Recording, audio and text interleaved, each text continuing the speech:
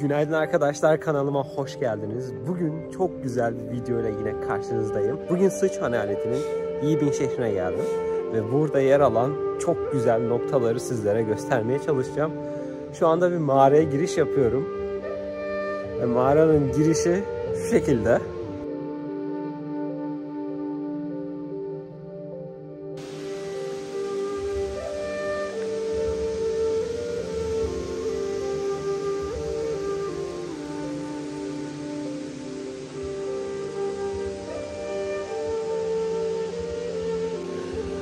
İşte burası böyle bir mağara ve inanılmaz derecede güzel bir mağara. Çin'in Yibin şehrinde, Yibin bölgesinde, Sichuan eyaletinin tam olarak güneyinde yer alan ilginç bir şehir. Karst oluşumlarının benzer yapılarına sahip bölgelerden birisi burası.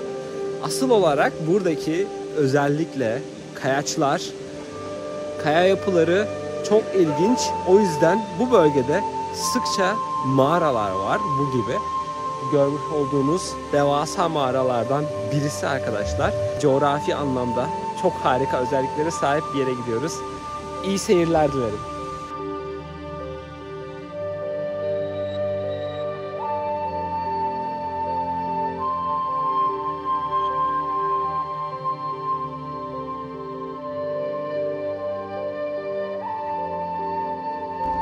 Elimde görmüş olduğunuz bu harita, bu bölgenin bir haritası aslında.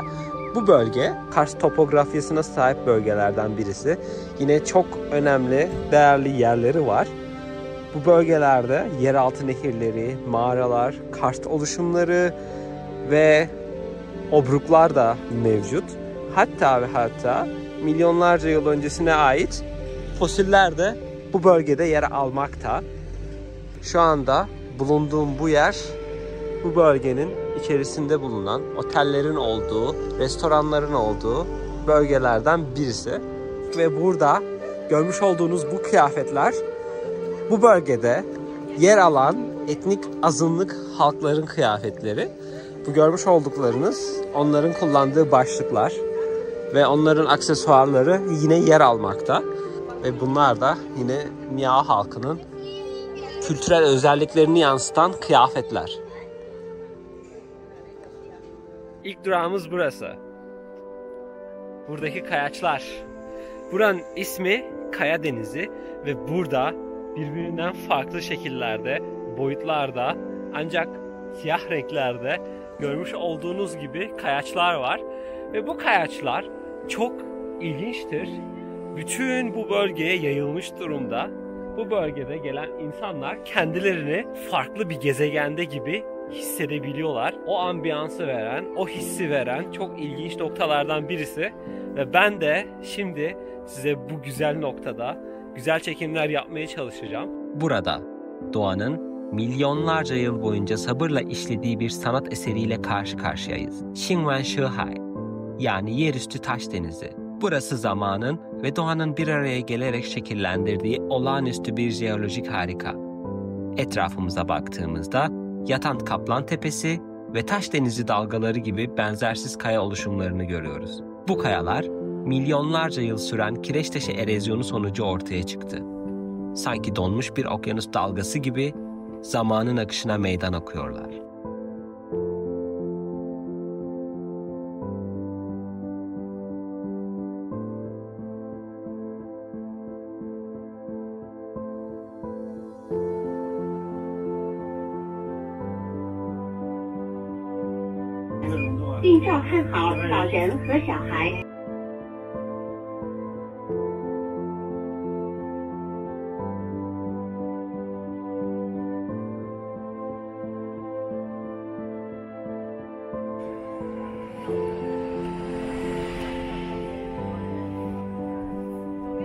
Buradaki kaya oluşumu onların söylediğine göre evli bir çifte benziyormuş. Ben benzetemedim.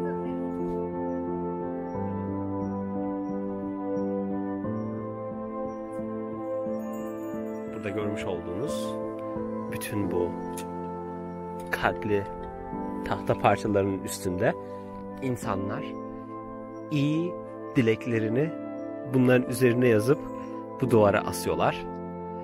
ve o dileğin gerçekleşmesi için bekliyorlar. Burada yine Çin'de yer alan kültürlerden birisi.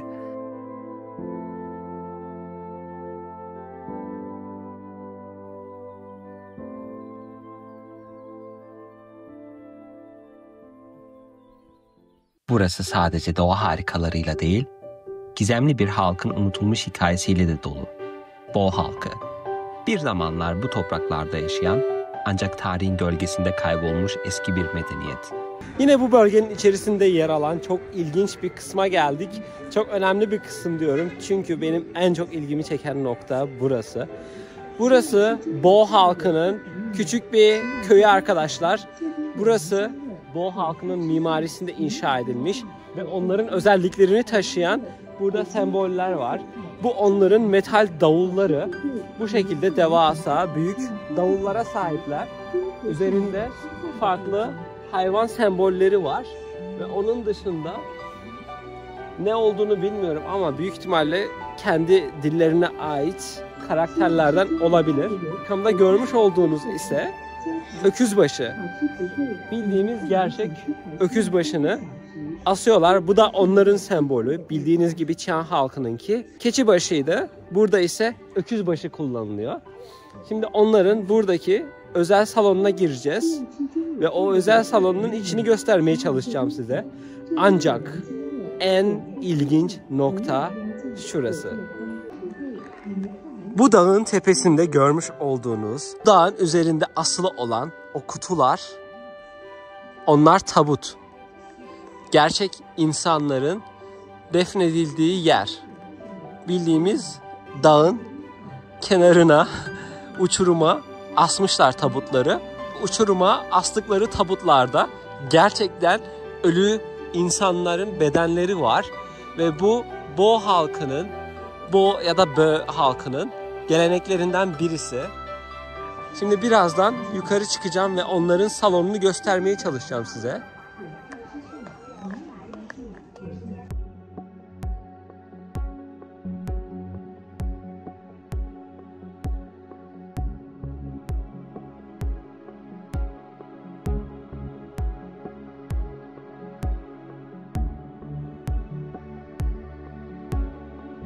Görmüş olduklarınız onların bu şekilde korudukları alkoller. Bu şekilde bunların fıçıların içinde bekletiyorlar.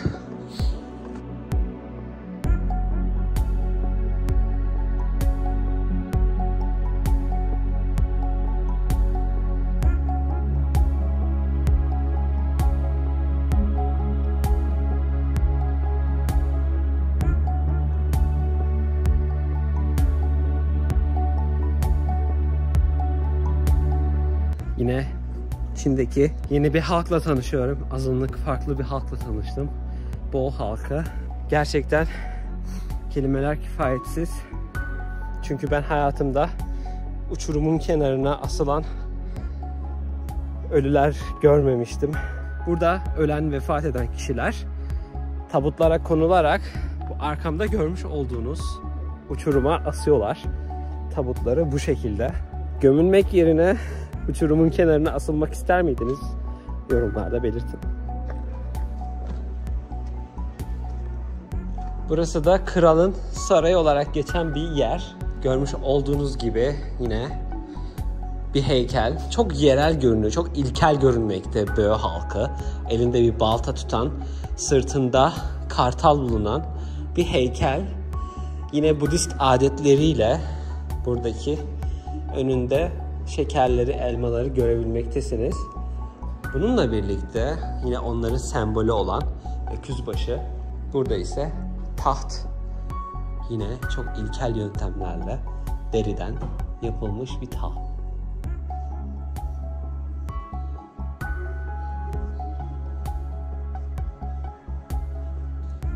Burası da onların kulesi.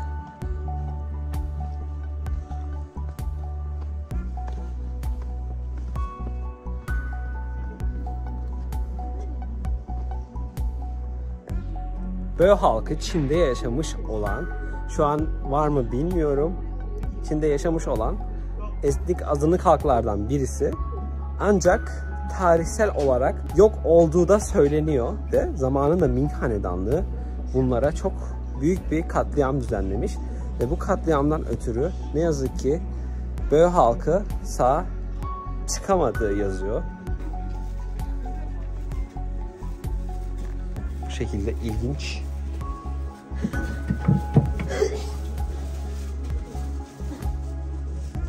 Çok ilkel bir dinleri varmış gibi görünüyor. Çünkü böyle bir dinle daha önce karşılaşmadım.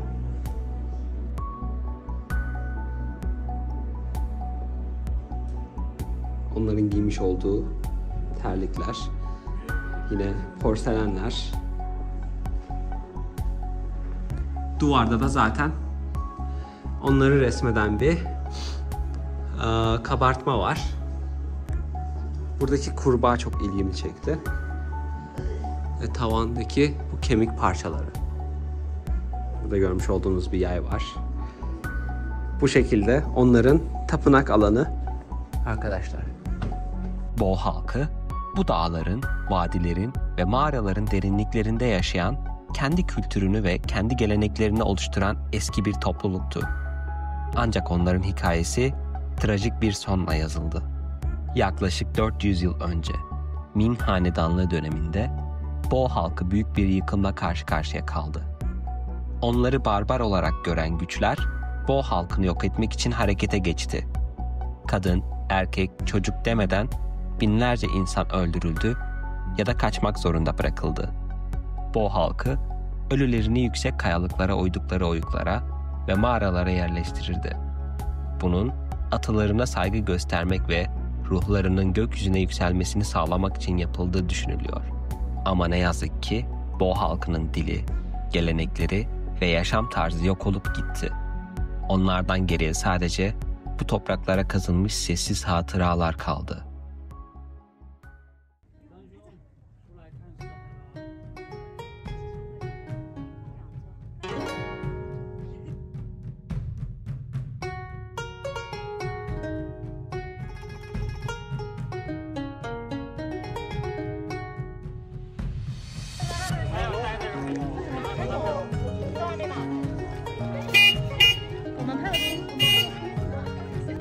Ve arkamda görmüş olduğunuz şu anda bu grup sürekli gongxi fa sai. Yani mutluluk ve para dilerim. Mutluluk ve zenginlik dilerim. Dileklerinde bulunuyorlar. Çinlerin her yeni yılda, Çin yeni yılında yaptıkları adetlerden birisi bu. Ellerindeki o görmüş olduğunuz şeyler aslında bereket, altını temsil ediyor, parayı temsil ediyor. Çünkü Çinliler parayı çok seviyor arkadaşlar.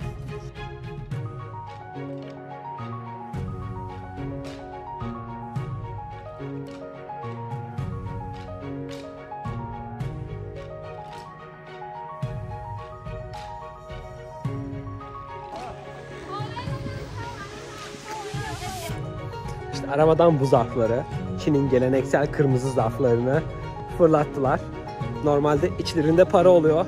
Bakalım içlerinde para var mı? Ve tabii ki içlerinde para yok.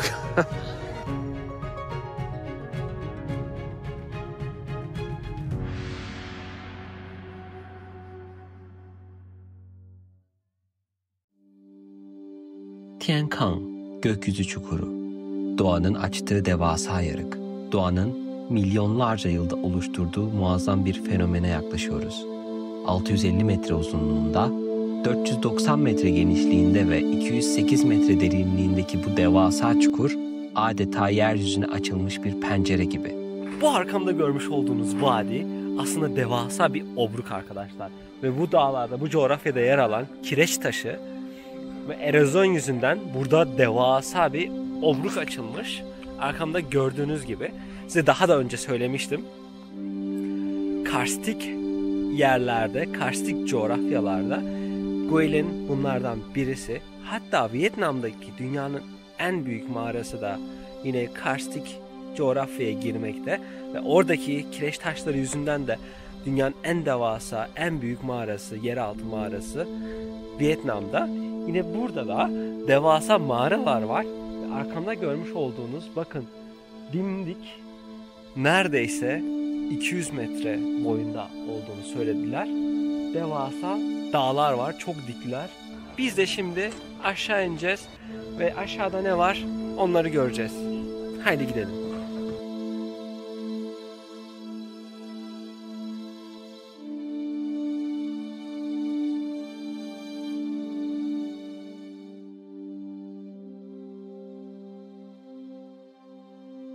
Burası o kadar eski bir obruk ki neredeyse 10 milyon yıllık.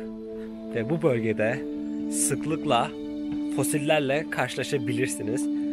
Dar geçitler, simsiyah kayalar, devasa kratere benzeyen obruklar, mağaralar, ilginç kaya oluşumları, her yerden akan sular. Gerçekten burasının insanı büyüleyen bir yanı var. Ve ardından bizi yeryüzünün derinliklerine götüren başka bir doğa harikasına giriyoruz. Tien Çuen Mağarası. Bu mağara, Çin'in en büyük ve en etkileyici karstik mağaralarından biri olarak biliniyor.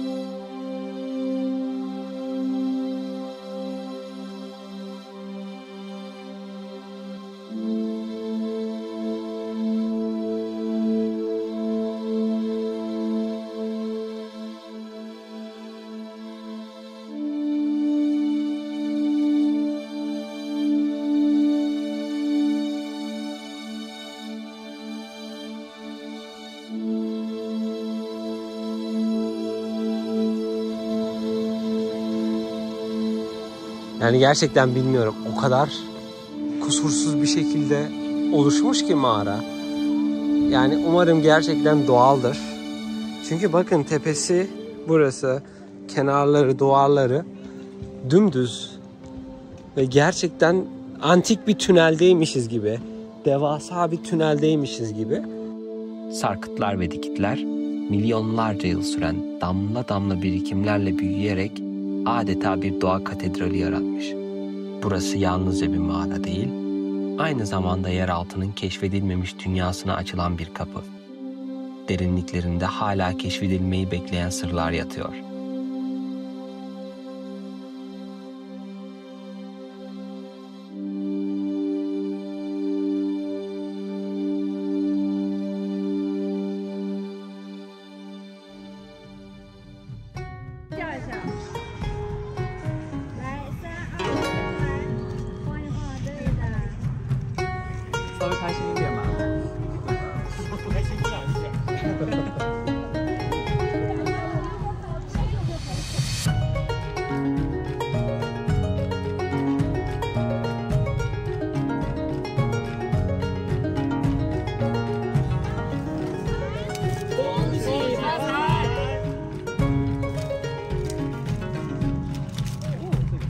Mağaranın içine o kadar güzel yapmışlar ki her yer ışıklı ve yine mağaranın içerisinde bu gibi küçük yiyecekler, atıştırmalıklar alabileceğiniz dükkanlar var.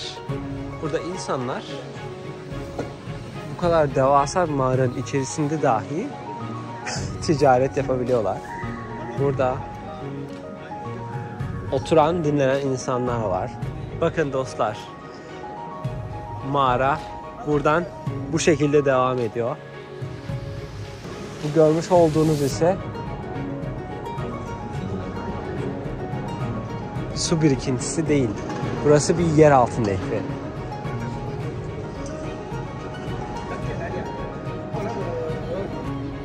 Şimdi aşağı kısma geldik ve burada ateş gösterisi yapılacak. Yine buraya özgü ateş gösterilerinden birisini yapacaklarını söylediler. Ve mağara gerçekten çok soğuk. Üşüyorum.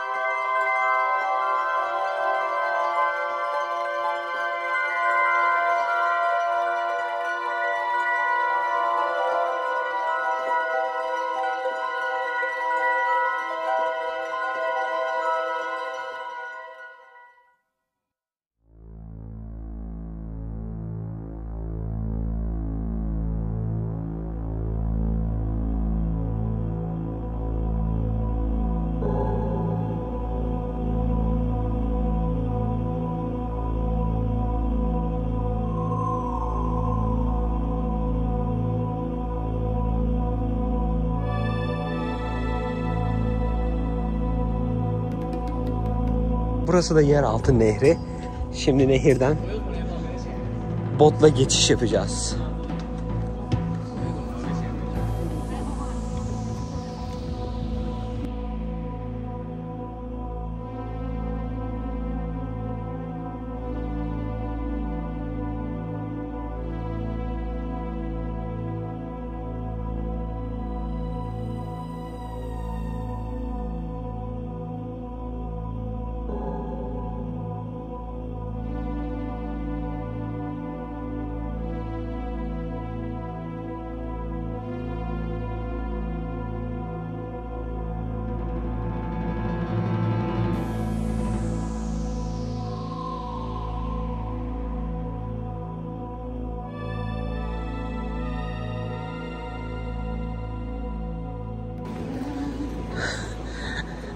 Bakın burası ilk geldiğimiz, videomuza ilk başladığımız kısım.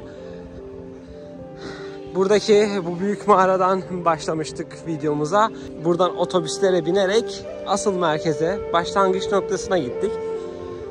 Görmüş olduğunuz bu kısım aslında bu nehrin çıkış noktası. Videomuza burada başladık ve burada bitiriyoruz. Videomuz genellikle bu bölgede yer alan çok güzel bir turizm noktasıyla alakalı.